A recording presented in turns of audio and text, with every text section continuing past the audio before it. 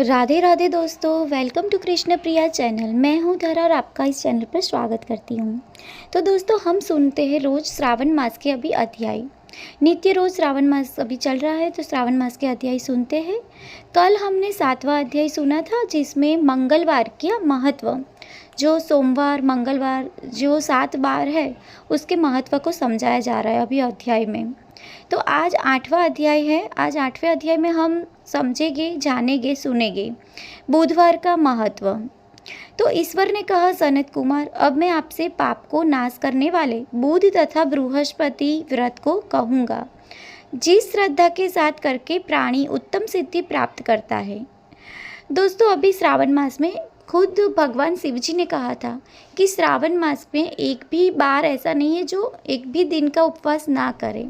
श्रावण के हर महीने का हर एक दिन महत्व का है। सोमवार का महत्व बताया गया है, मंगलवार का महत्व बताया गया है, और आज बुधवार का भी महत्व हम जानेंगे। तो पाप नाश करने वाला बुध तथा बृहस्पति व्रत को ये कहते हैं आज, जिससे श्रद्धा के साथ करके प्राणी उत्तम सिद्धि प्राप्त करता है। ब्रह्मा ने इंद्र को ब्राह्मण के राज्यासन पर अभिषिक्त किया। किसी काल में चंद्रमा ने श्री बृहस्पति की तारा नाम वाली पत्नी को देखा। वह रूप यौवन संपन्न लावण्य मद गर्वित देख उसके रूप पर मोहित हो काम बाण के वश में हो गया। अपने घर में रख चंद्रमा ने गुरु पत्नी को बल से उपभोग किया। इस प्रकार बहुत काल बीत जाने पर उसके एक पुत्र हुआ। वह विद्वान, रूपशाली, सर्व लक्षणों से युक्त बुध नाम से प्रसिद्ध था। बृहस्पति अपनी स्त्री को खोजते हुए चंद्रमा के घर में गए। चंद्रमा से कहा, मेरी पत्नी दे दो। गुरु की स्त्री के साथ तुमने कैसे गमन किया? गुरु तल्य पाप से तेरा कैसे छुटकारा होगा?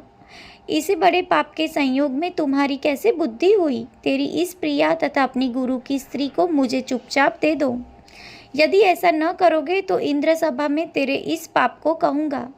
बृहस्पति के यो कहने पर भी कलंकित चंद्रमा ने गुरु पत्नी तारा को नहीं लौटाया। तो देव सभा में जाकर बृहस्पति ने इस वार्ता को कहा कि मेरी पत्नी को चंद्रमा ने ग्रहण कर लिया है और वह मांगने पर भी मेरी पत्नी नहीं देता है। हे इंद्र, आप देवराज है, आप मेरी पत्नी को चंद्रमा से दिला दें, अन्यथा चंद्रमा कृत पाप आपको होगा। इसमें संशय नहीं, क्योंकि राज्य का पाप शास्त्र के निर्णय से राजा को ही भोगना पड़ता है। दुर्बल का बल राजा है, यह पुराण में कहा गया है। गुरु की वार्ता सुनकर इंद्र ने चंद्रमा को बुलवाया। क्रोध से आज्ञा दी कि हे चंद्र, गुरु बृहस्पति की पत्नी को दे दो। अन्य की पत्नी के साथ गमन करना पाप कहा गया है। गुरु पत्नी से गमन तो महापाप है। अतः हे चंद्र, गुरु के भार्या को बिना विचारे ही लौटा दो। इंद्र की वाणी को सुन निशापति ने कहा, आपके आज्ञा से भार्या को देता हूँ, पर पुत्र को न दूंगा। यह मेरे से उत्पन्न है, मेरे वैभव से संपन्न है। इस बात पर बृहस्पति ने कहा कि यह पुत्र मेरे से उत्पन्न है। इसमें देवतागण को संशय उत्पन्न हुआ। देवताओं ने यह विचार किसके शरीर से पुत्र पैदा है। इस वार्ता को माता जानती है। देवताओं ने बृहस्पति की पत्नी तारा से पूछा, किसके द्वारा गर्भ है? ये है कल्याणी, सत्य कहना, तुम मिथ्यावाणी मत कहना। लज्जा से संपन्न तारा ने कहा, चंद्र का और बृहस्पति का क्षेत्रज पुत्र है। आप लोगों जिसे सुयोग्य जाने उसे दे। ऐसी वाणी सुन देवताओं ने शास्त्र से विचार कर उस बुद्ध लड़के को चंद्रमा को दिया। इससे गुरु को खिन्न देख देवों ने दोनों को वर दिया। चंद्रमा से कहा कि हे चंद्र, तुम घर जाओ, यह पुत्र तुम्हारा है।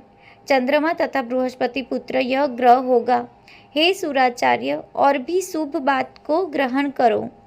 जो मेधावी दोनों को मिलकर एक साथ व्रत करेगा उसे सब सिद्धि होगी, यह सत्य है। शंकर के प्रिय श्रावण महीने के प्राप्त होने पर बुध और गुरुवार के दिन जो अर्चन करता है वह दीर्घायु तथा संपूर्ण गुणों से युक्त पुत्र प्राप्त होता है। जो प्राणी खजाने में मूर्ति लिखकर यदि अर्चन करेगा तो उसके खजाने की अभिवृद्धि होगी तथा उसका क्षय नहीं होगा। पाकशाला में लिखकर अर्चन करने से पाक वृद्धि और देवानगर में लिखकर अर्चन करने से देव की दया होती है। शयन गृह में लिखकर अर्चन करने से स्त्री का वियोग कभी नहीं होता है। धान्य गृह में लिखकर अर्चन करने से धान्य की वृद्धि हो जाती है। इस तरह तटस्थ स्थान में उसका फल होता है। 7 साल व्रत करके उद्यापन करे। सोने की प्रतिमा का निर्माण विधि द्वारा अर्चन करे। 16 उपचार द्वारा विसर्जन कर होम करे। तिल, घी तथा खीर प्रज्वलित अग्नि में दे।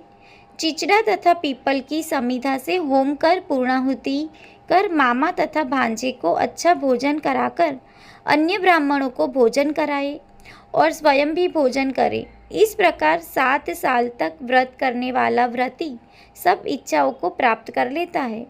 सनत कुमार ने शंकर से कहा, हे भगवान, अपने जो मामा तथा भांजे को भोजन कराओ ऐसा कहा आपने, इसके कारण को कहे। ईश्वर ने कहा, हे सनत कुमार, पहले समय में मामा और भांजा दोनों दरिद्र थे। वे दोनों भोजन के लिए घूमते हुए थक गए। किसी सुंदर नगर में वे दोनों धान्य मांगने के लिए गए। उस सुंदर नगर में श्रावण महीने में उसी व्रत को करते देखा, पर बुद्ध तथा गुरु का कहीं व्रत नहीं देखा। उस समय उन लोगों ने बहुत काल तक आपस में विचार किया कि सब जगह सूर्य तथा अन्य वारों का व्रत देखने में कहीं नहीं आया, अतः हम दोनों बुद्ध तथा गुरु व्रत करें, क्योंकि किसी ने इस व्रत को नहीं किया। अतः यह अमुच्छिष्ट व्रत है, इसे सादर करें। पर व्रत विधान न जानने से फिर दोनों संशयस्थापन हो गए। तब उसी रात में उन दोनों को स्वप्न में विधि ज्ञात हुई। स्वप्न से ज्ञात विधि द्वारा व्रत को दोनों ने किया तथा बड़ी संपत्ति प्राप्त की। वह ऐश्वर्य दिन बढ़ता नजर आने लगा।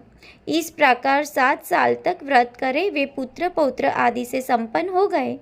प्रत्यक्ष हो बुद्ध तथा गुरु ने उन दोनों को वर दिया कि आप लोगों ने हमारे व्रत का सुविचार किया, अतः आज से इस शुभ व्रत को जो करेगा वह निश्चय मामा तथा भांजे को भोजन करवाएगा। तो दोस्तों, यहाँ हमारा श्रावण मास का 8वां अध्याय समाप्त होता है। तो ये आपको ये वीडियो, ये माहिती, ये जानकारी कैसी लगी, ये हमें कमेंट बॉक्स में ज़रूर बतलाना। कमेंट बॉक्स में हर हर महादेव की कमेंट कर देना। और अगर ये वीडियो अच्छा लगा है तो आगे ज़्यादा से ज़्यादा इसको शेयर करना मत भूलना। और हमारी चैनल को अभी तक आपने सब्सक्राइब नहीं किया है तो सब्सक्राइब कर लेना, जिससे आपको कई सारे वीडियो, माहिती और ऐसी कई सारी भक्ति योग जानकारी मिलेगी, भक्ति से जुड़ी। तो हम कल फिर मिलते हैं 9वें अध्याय के साथ, गुरुवार का महत्व के साथ। तब तक के लिए जय श्री कृष्ण, राधे राधे।